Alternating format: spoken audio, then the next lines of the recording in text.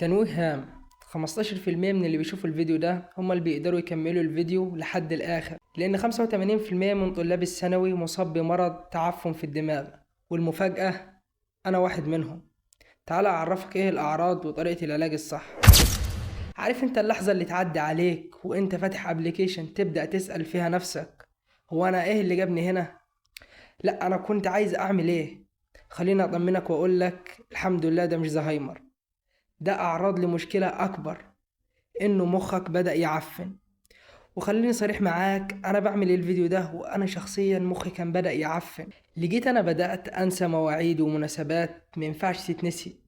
بدأ تركيزي يقل واحدة واحدة، ولاحظت إنه أنا بتشتت من أقل حاجة. بقى خلقي ضيق وما عنديش القدرة أستنى حاجة لآخرها. بقيت بمل مثلا من المذاكرة أو أسمع محاضرة طويلة ومش مستعد أسمع المستر ساعة، ده لو رحت السنتر أصلا. بقيت بستصعب التفكير لدرجة إنه بحس الحاجة اللي محتاجة مجهود ذهني بجري على جوجل أو شات جي بي تي. لو أنت بتعاني من أي حاجة من اللي أنا قلتهم دول، فألف مبروك، مخك عفن. لو أنت طالب ثانوي عام، أكيد فاهم الإحساس اللي جواك دلوقتي. بتفتح الكتاب تقعد تحس الدنيا كلها بتشد فيك بعيد، موبايلك بيزن، إشعارات مش بتنتهي. فجأة تلاقي نفسك بتقلب في التيك توك أو الإنستجرام وإنت مش حاسس بنفسك أصلا. تحاول تذاكر تاني، تتوه في أول سطر، دماغك مش مجمعة، تحس كأنك حافظ الكلام زمان، دلوقتي مش قادر تركز في جملة واحدة.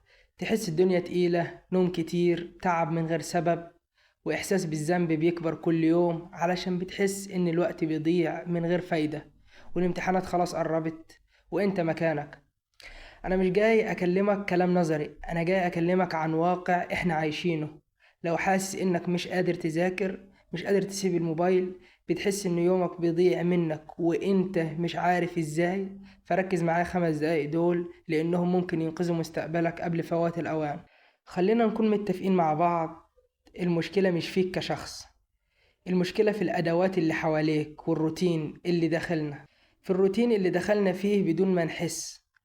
الإدمان على الموبايل مش هزار بجد، الإدمان ده حاجة كبيرة، الموبايل ده إدمان.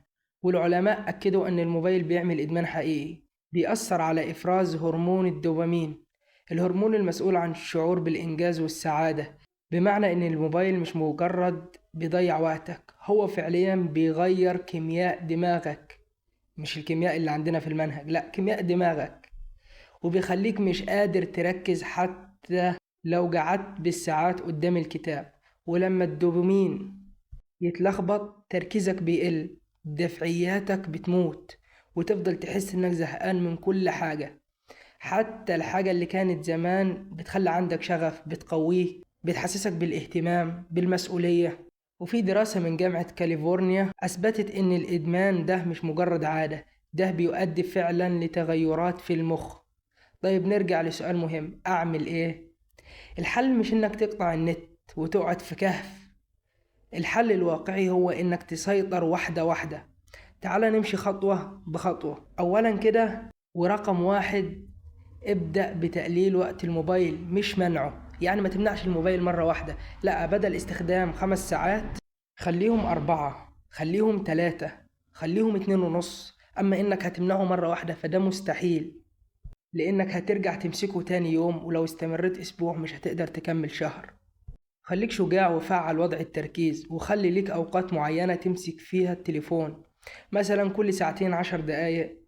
كمان حاول تبعد الموبايل عنك وانت بتذاكر، ولو تقدر تحطه في أوضة تانية يبقى ممتاز، لأنه في دراسة بتأكد إن مجرد وجود الموبايل جنبك حتى لو مقفول بيقلل تركيزك بنسبة 20%. تاني حاجة، ودي برضه حاجة مهمة جدا، لازم تذاكر بذكاء مش بالكمية.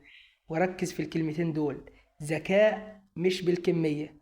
بلاش تقعد 5 ساعات قدام الكتاب ومفيش تركيز، ذاكر بطريقة 25 دقيقة تركيز شغل جامد، 5 دقايق راحة. والطريقة دي الدراسات أثبتت إنها بتحسن الإنتاجية بنسبة 80%.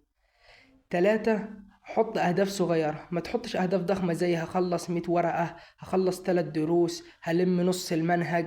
لا، خلي أهدافك منطقية، زي هقرا صفحتين بتركيز أو هخلص درس واحد كويس، لأنك أنت عقلك كان في دوامة. أيوة، عقلك أنت كأنك لسه طفل هتبدأ من جديد. 4. قسم المواد، بلاش تذاكر كل حاجة مرة واحدة. قسم المواد على حسب قوتك وضعفك. يعني مادة صعبة خفف عليها الضغط، مادة سهلة خلصها بسرعة. رقم 5. صحح نومك.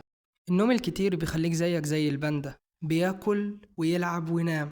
نام من 6 ل 8 ساعات متواصلة بالليل، وصحصح وقت النهار. 6. اشتغل بمبدأ ركن العربية، زي ما العربية بتمشي خطوة خطوة كده انت برضه. مش لازم تبقى متحمس 100% علشان تبدأ، المهم حتى لو الخطوة صغيرة، المهم انك تبدأ. 7. سامح نفسك لو وقعت، يعني لما تغلط ما تقولش خلاص كده لا انا مش هبدأ، لا عادي ابدأ من تاني وتالت ورابع. طبيعي انك انت تغلط، اصلي انت مش آلة ولا مكنة بيدوك امر وبتنفذ. لازم تغلط ولازم تخطأ وترجع تاني وتعيد. احنا جايين الدنيا هنا علشان نغلط ونتعلم من اخطائنا، ولو ما غلطتش اعرف انك انت ماشي غلط، ولو حسيت المواد كلها سهلة معاك اعرف انه انت ماشي غلط وابدأ راجع نفسك من جديد. لو حسيت انك وقعت في يوم مفيش مشكلة، قوم تاني. مشكلتنا اننا بنستسلم بسرعة، بس خلي بالك الاستسلام الحقيقي بيجي لما تبطل تحاول اصلا. فكر في هدفك الاكبر، مفيش حد هيجي يشيلك من مكانك، انت اللي لازم تقوم بنفسك. حتى لو وقعت 100 مرة، المهم كل مرة تقوم اسرع. مستقبلك مش هزار. صحح مسارك النهاردة قبل ما تندم بكرة، وما تنساش لا يكلف الله نفسا إلا وسعها. ابدأ دلوقتي حتى لو خطوة صغيرة، مستقبلك هيشكرك بعدين.